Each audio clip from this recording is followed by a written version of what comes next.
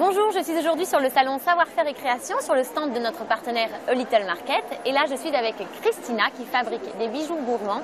Vous allez voir, elle va nous montrer comment faire un macaron en pâte. Vous allez voir. Bonjour, alors aujourd'hui je vais vous apprendre à fabriquer un macaron en pâte polymère. Voilà, donc moi aujourd'hui j'ai choisi de faire un macaron praliné fraise. Donc je vais prendre de la pâte polymère, je forme deux boules. Donc, il faut bien chauffer la pâte. Donc j'ai deux ronds de pâte polymère, à peu près de la même grosseur pour que ce soit après bien pour faire le macaron. Donc j'en prends un, je prends mon film plastique, je le mets par-dessus.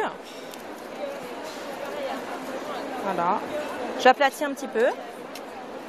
Ensuite, mon rouleau de pâtisserie. Voilà, donc là on aplatit bien pour que la surface soit lisse et surtout de la même largeur. Ensuite, je prends mon emporte-pièce en cercle, je le pose bien au milieu et ensuite j'appuie dessus. Donc l'astuce, c'est de mettre le film plastique par-dessus pour avoir un côté bien bombé, bien lisse et sans petite poussière dessus.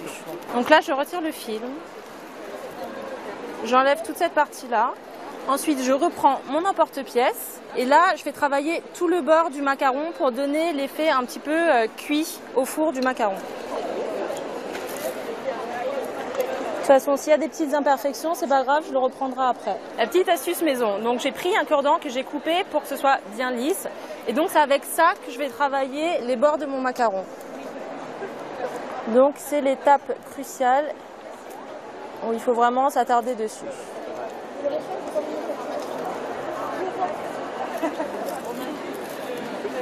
Donc là, je prends mon film par en dessous et je décolle le macaron. Donc là, on a les deux parties du macaron. On va pouvoir les assembler dès qu'on va faire la partie intérieure. Là, on va refaire un cercle plus petit. Hop. Donc une fois qu'on a bien chauffé la pâte, on remet le petit film plastique et on va essayer que ce soit de la même taille que les deux autres parties. Maintenant, on va faire l'assemblage des deux parties du macaron avec la partie intérieure. Ça devra aller. Donc on pose bien au centre, on aplatit, on prend l'autre côté. Et voilà mon macaron fini. Donc vu l'épaisseur, ça va passer au four pendant 30 minutes à 130 degrés. Donc là, pour enlever les traces de doigts, de poussière incrustée, etc., je vais le poncer pour que ce soit bien lisse. Une fois le ponçage terminé, une fois que le macaron est vraiment lisse, je prends mon petit vernis et je passe une couche. Il va falloir attendre à peu près 24 heures pour que ça sèche et pour que je puisse repasser une deuxième couche pour plus de brillance. Donc la dernière étape, ça va être de percer le macaron pour mettre la tige, pour pouvoir l'enfiler sur une chaîne après et le monter en collier ou en boucle d'oreille ou en bracelet, c'est comme on veut. Je fais un trou. J'essaie de le faire le plus profond possible pour que ma tige elle reste bien en place. Je peux prendre ma tige, je la mets à l'intérieur, je mets de la colle avant bien sûr. Hop, je coupe.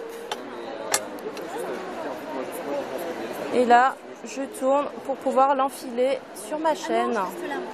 Voilà ce que ça donne.